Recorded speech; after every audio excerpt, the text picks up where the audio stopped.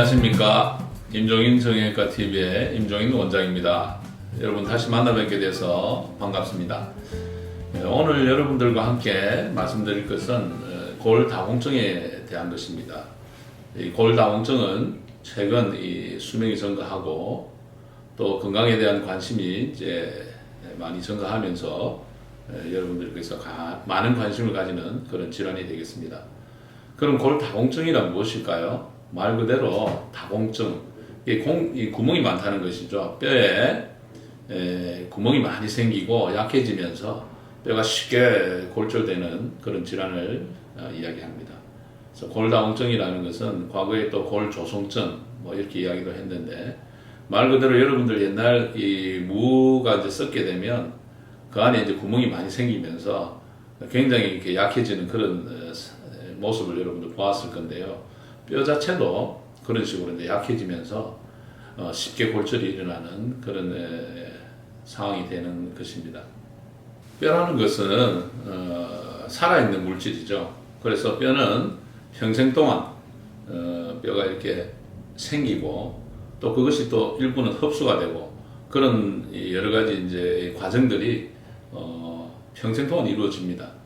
그래서 이 뼈가 흡수되는 과정보다는 뼈가 이제 튼튼해지는 그런 이 과정이 좀 있어야 뼈가 이제 건강하게 되는데, 여러 가지 요인으로 인해서 뼈가 사실 만들어지는 것보다는 흡수가 많이 되기 때문에 뼈가 약해지는 것입니다.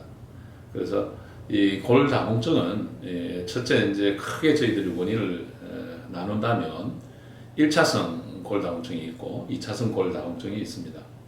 1차성이라는 것은 말 그대로 사람의 노화 현상에 따라서 자연스럽게 이렇게 생기는 골다공증을 이야기합니다. 그래서 첫째 원인으로서는 여자분들이 이제 폐경이 된다든지 했을 때 굉장히 이제 뼈가 급격하게 약해지는 그런 경우가 있고, 그 다음에 남자분들 같은 경우는 이제 연세가 많아지면서 노인성 골다공증 오는 그런 연령하고 점차 관계되는 게 1차성이고, 그 다음에 2차성이라는 것은 1차적인 이유가 있는 겁니다. 그런 일반적인 이제 노화 현상이 아니고 다른 여러 가지 원인으로 인해서 생기는 것을 2차성 골다공증이라고 그렇게 저희들이 말씀을 드릴 수 있습니다. 그래서 2차성 골다공증의 이제 원인은 크게 약물이 있다는 약물로 인해서 생기는 거가 많고, 그 다음에 이제 저희들 몸에 이제 문제가 있는 경우, 뭐 소화기에 문제가 있어서 흡수가 안 된다든지, 그다음에 악성 종양이 있어서 소모성적인 그런 어떤 질환이 계속된다든지, 그 다음에 이제 뭐 여러 가지 이제 호르몬 계통에 문제가 있다든지, 그 다음에 스테로이드를 많이 사용한다든지, 그 다음에 생활 습관에 있어서 이제 음주, 흡연, 그런 생활 습관을 이제 지속적으로 쭉 좀 많이 과하게 한다든지 하는 그런 1차적인 원인이 있을 때 2차적으로 생기는 게 2차성 골다공증이라고 할 수 있습니다. 자, 그럼 이 골다공증이라는 어떤 증상이 있을까요?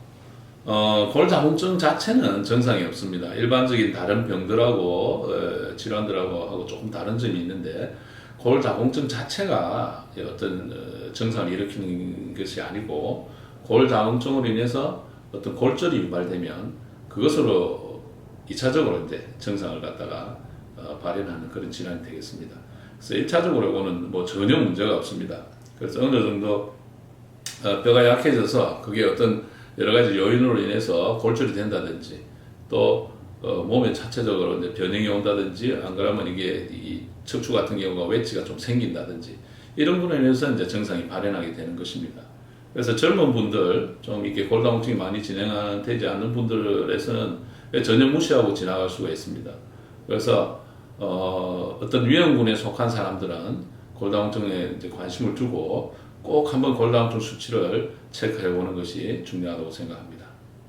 골다공증의 이제 가장 위험한 게 골절이라고 여러분한테 말씀드렸는데요. 골절이 없더라도 변형에 대해서 고통스러워하는 분들이 굉장히 많습니다. 요즘 수명이 많이 길어지니까 뭐 정신적인 면이나 다른 뭐 이렇게 질환도 없고 아주 건강하게 잘 지내시는 분인데, 골다공증으로 인해서 허리 통증이 좀 온다든지 변형이 온다든지 그래서 생활을 이렇게 못하는 분들을 많이 보게 됩니다. 그래서 수명이 많이 이제 지금 90세 이상 사시는 분들도 여자분들 특히 많기 때문에 그 할머니들이 다른 질환 어떤 것보다도 이 골다공증이 온 분들이 굉장히 생활의 질이 떨어지고 힘들어하는 경우를 많이 보기 때문에 여러분들이 방송을 보시는 분들 꼭 병원을 방문해서 골다공증 검사를 꼭 하시기를 권해드립니다. 일단 골다공증에서 골절이 가장 흔하게 일어나는 부위가 저희들은 뭐 세 군데 정도 생각을 할 수 있습니다. 척추골절이 가장 흔합니다. 그래서 척추는 조금 이렇게 뭐 쉽게 넘어져도 쉽게 부러지고 이게 척추 자체가 높이가 낮아지는 현상을 보기도 하고, 그 다음에 뭐 숙여서 좀 이렇게 일을 좀 많이 하신다든지, 그다음에 화분 같은 거 간단하게 드는데도 불구하고 그런 아주 미세하게 힘이 들어가는데도 불구하고 척추에 대한 통증을 갖다 호소하는 분들이 많거든요. 그래서 척추가 가장 이게 골절의 위험성이 높은 부위고, 그 외에는 두 번째로 이제 저희들 생각하는 것은 대퇴골입니다. 그래서 고관절 주의가 되겠는데요. 대퇴골 골절은 왜 중요한가 하면, 대퇴골 골절이 일어나면 이쪽은 이 혈액순환이 좋지 않기 때문에 수술 자체가 굉장히 큰 수술이 됩니다. 그래서 대퇴골을 고정하기 위해서 이렇게 대퇴골 그 내고정물을 사용하는 수술을 할 수도 있고, 그 다음에 이제 대퇴골 경부 쪽이 부러져서 어긋나면 혈액순환이 안 되기 때문에 이런 분들은 바로 인공관절을 해야 됩니다. 그리고 다리 쪽은 골절이 되고 나면 잘 못 움직이기 때문에 2차적으로 이게 굉장히 이제 사망률이 높아집니다. 그래서 저희들 이제 5년 이내 사망률이 한 60~70% 된다고 되어 있거든요. 그래서 재골절률도 한 2배에서 10배 정도 되고, 그 다음에 그 골절로 인해서 만약에 수술을 한다든지 못 움직이면 그거로 인해서 욕창이 생긴다든지 폐렴이 생긴다든지 이런 합병증이 또 올 수가 있습니다. 그래서 골다공증하고 이 골다공증으로 인한 골절이 굉장히 이제 걱정이 되는 그런 부분이 되겠습니다. 그리고 젊은 분들은 골다공증이 좀 왔을 때 비교적 젊은 분들은 손목 골절이 많습니다.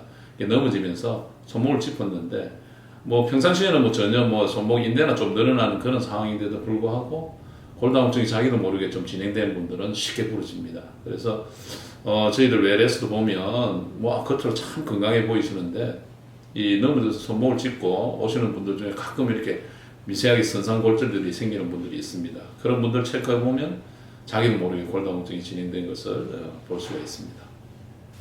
그럼 골다공증으로 인한 골절이 잘 일어나는 위험군이 어떤가 한번 여러분들과 한번 생각해 보겠습니다. 이런 분들은 빨리 이제 검사를 해보고 주의를 해야 되겠죠. 첫째, 이제 저희들이 이렇게 많이 보는 골다공증 위험군은 고령 환자 역시 이 폐경기가 딱 오고 나서 60세, 65세 이상 되는 여자분들, 폐경기가 딱 와서 여성 호르몬 자체가 이제 상당히 골량의 중요한 호르몬인데, 그 여성 호르몬의 변화가 생기면서 골밀도가 1년에 뭐 한 1%씩 척척척척 막 낮아집니다. 특별한 치료가 없으면. 그렇기 때문에 폐경기가 좀 빨리 왔다든지 어떤 산부인과적인 문제를 해서 난소를 제거하고 나서 어떤 여성 호르몬이 이제 분비가 안 된다든지 그런 분들 굉장히 이제 고위험군에 속하겠고, 여자분들이 당연히 또 고위험군에 속합니다. 여자분들은 성 호르몬 자체 때문에 많이 위험하고, 남자들은 좀 적긴 합니다. 남자들은 상대적으로 노인성 또는 사용을 안 하고 움직이지 않아서 오는 그런 골다공증이 많고요. 그래서 여자분들 이제 폐경이 된 여자분들 굉장히 주의를 해야 됩니다.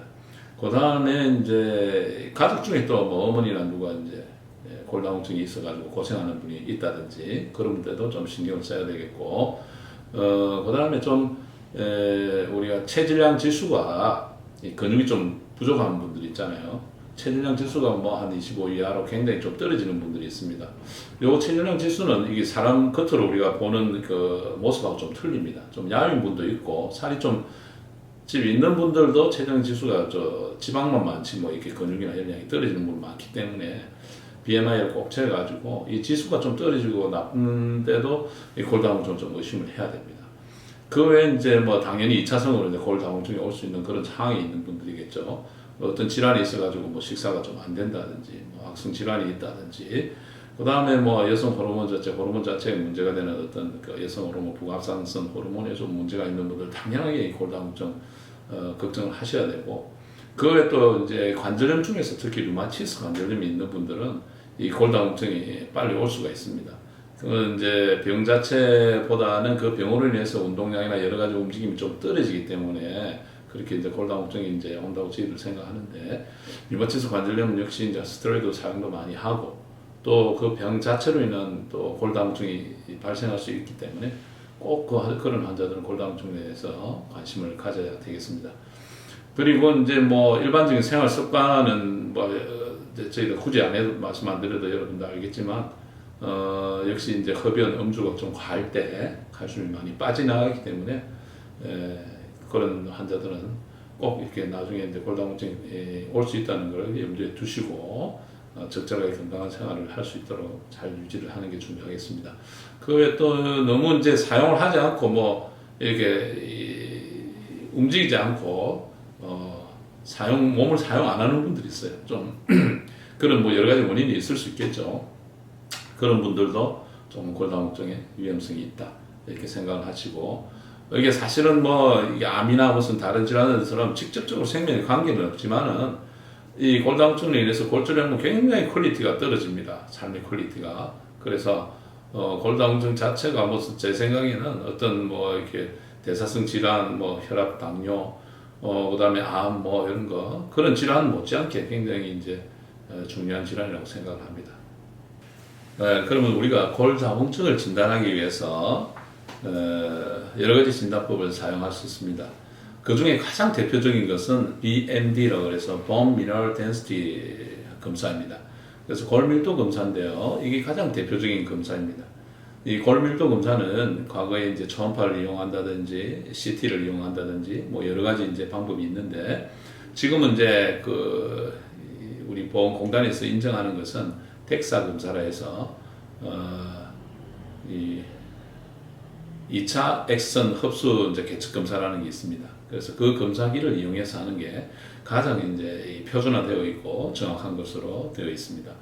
그 외에 이제 이 골밀도 검사 외에 어떤 이 환자들이 1차적인 어떤 다른 이유로 해서 생긴 2차성 골다공증이 의심될 때는 여러 가지 검사를 할 수가 있겠죠. 그 원인을 찾아야 되니까. 그래서 혈액 검사를 한다든지, 그 다음에 호르몬 검사를 한다든지, 그 다음에 뭐 이제 이 뼈의 활성화 상태를 알기 위한 이 골 표식자라는 특수한 그런 검사가 있습니다. 그런 것들을 여러 가지 이제 뭐 이용을 해서 다양하게 이제 골다공증에 이제 관련된 원인을 찾아내기 위한 검사가 필요합니다. 그래서 가장 대표적인 게 아까 제가 BMD라고 했는 골밀도 덱사 검사. 그래서 제가 여기 이제 그 검사지를 여러분들 이제 갖고 오시면 그 검사 결과가 뭔지 사실 의사 선생님한테 이제 물어도 보고 이야기를 듣는데, 제가 여기 하나 준비를 해봤습니다. 그래서 골밀도 검사를 하면 저희들 환자 67세 환자분인데 이렇게 검사를 하면 척추하고 그 다음에 하지 검사를 같이 합니다.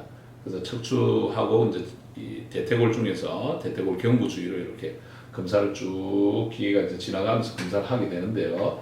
자, 이 환자 같은 경우는 이렇게 검사 결과를 이렇게 여기를 여러분 보시면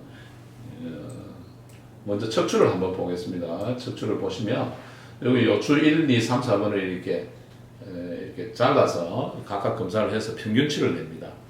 그래서 여기 보면 1번 요추는 이게 하얗게 변해 있는데, 여기 옛날에 이제 골절이 돼가지고 세면을 넣은 상태입니다. 시멘트를 넣어서 여기는 사실은 수치가 굉장히 딱딱해져서 올라가 있겠죠. 그래서 저희들이 이거 제거를 하고 2번, 3번, 4번만 이렇게 수치를 내서 결과를 토탈 이렇게 평균치를 냈습니다. 여기를 쭉 보시면 그림으로 이제 이렇게 쉽게 하나 표시한 게 까만 게 이분의 이제 위치가 되는데, 이 까만 곳은 골절 위험도가 높다는 곳입니다. 그래서 굉장히 위험한 상태로 되어 있고, 요 제일 보시면 T 스코어가 있고 G 스코어가 있습니다. 그래서 일반적으로 이제 폐경기가 지난 여성분이나 50세 이상 남자분들 일반적인 그런 경우는 이 T 스코어를 이제 여러분들이 주의해서 봐야 됩니다. 이 T 스코어라는 것은 건강한 사람의 어떤 그 스탠다드 수치를 입력을 하고, 그 건강한 성인의 스탠다드에서 본인의 이제 밀도가 어느 정도 되느냐, 그것을 비교를 해가지고 표준 편차를 내서 이렇게 수치를 이게 낸 거거든요. 그래서 일반적인 T 스코어를 보면 여기 마이너스 3.7이 평균 나오는데, 마이너스 2.5부터 저희들이 골다공증이라고 그럽니다. 여기 보면 마이너스 2.5부터 이제 골다공증 마이너스 수치가 높아질수록 골다공증이 좀 심한 격에 되겠습니다. 마이너스 2.5부터 골다공증이라 그러고 마이너스 2.5에서 마이너스 1.0 사이를 골감초증, 마이너스 1.0 이하는 정상이다. 이렇게 저희들이 판단을 하고 있습니다. 그래서 여기 이제 보시면 마이너스 3.7이니까 굉장히 좀 이 골다공증 수치가 안 좋은 걸로 나왔죠. 그 다음에 옆에 이제 보시면 G-스코어라고 있는데 G-스코어는 이것은 이제 폐경기가 아직 안 끝나고 이제 비교적 어찌 보면 좀 젊은 여자분이나 50세 이하의 좀 젊은 남자분들, 그 다음에 뭐 소아 어린이 청소년들 그런 경우에 예를 들어서 이 골다공증 검사를 이분이 필요하다 해야 되겠다 한 분들은 이 G-스코어를 봐야 됩니다. 이 G-스코어라는 것은 같은 연령대에 있는 사람을 비교를 했습니다. 아까 T-스코어는 아까 건강한 사람의 연령대와 비교를 했는데 G-스코어라는 것은 같은 연령대 사람과 비교를 한 거죠. 그래서 이분도 보면 같은 연령대 사람하고 비교하니까 마이너스 1.1이죠. 그러니까 아까 그 나이에서 보면 다른 사람 건강한 같은 연령대 사람들 마이너스 1.1이 나오죠. 그래서 그런 일반적인으로 흔하지 않은 골다공증이 그냥 의심돼서 건강한 사람 할 때는 G-스코어를 보아라. 그렇게만 여러분들 생각하고 있으면 되겠습니다. 자, 여러분은 이제 골다공증이 왜 이제 중요한가 여러분들 개념을 좀 대충 잡으셨는데요. 그래서 골다공증을 이게 극복하고 건강 생활을 위해서 여러분들 네 가지만 일단 주제를 정해서 제가 말씀드릴게요. 그래서 첫째, 칼슘입니다. 칼슘 섭취. 그 다음에 두 번째, 비타민 D입니다. 비타민 D는 칼슘 섭취에 굉장히 중요한 역할을 하고 다른 보조적인 역할을 하기 때문에 굉장히 중요한 호르몬이 되겠습니다. 그 다음에 세 번째는 운동입니다. 운동은 적절하게 몸을 자극하고 근육을 좀 키움으로써 골다공증뿐만 아니라 다른 어떤 여러 가지 생활의 퀄리티를 증가시켜 줍니다. 그 다음에 네 번째 마지막으로 어떤 낙상 방지입니다. 이게 나이가 드시고 뭐 이렇게 할 때 잘 넘어지기 쉽겠죠. 낙상 방지를 위해서 물론 운동도 해야 되고 균형 감각을 키워야 되고 그 다음 주위 환경을 갖다가 여러분들 이게 넘어지지 않게 특히 노인분들은 잘 여러분들 신경을 써서 그런 주위 환경을 잘 이렇게 관리를 하셔야 낙상을 방지할 수가 있겠습니다. 그래서 여러 가지 이렇게 네 가지 저희가 중요한 포인트를 말씀드렸고 그에 이제 약물 치료라든지 본격적인 이제 치료로 들어갔을 때 여러 가지 이제 여러분들에게 치료 방법들이 있는데 그 다양한 치료 방법들과 운동에 대해서는 다음 편에서 여러분들에게 말씀드리도록 하겠습니다. 여러분 구독해 주시고 또 좋아요 또 눌러주시고 또 알림 설정해 주시면 제가 여러분들한테 좋은 정보를 알려드리기 위해서 열심히 노력하겠습니다. 여러분 건강히 지내십시오.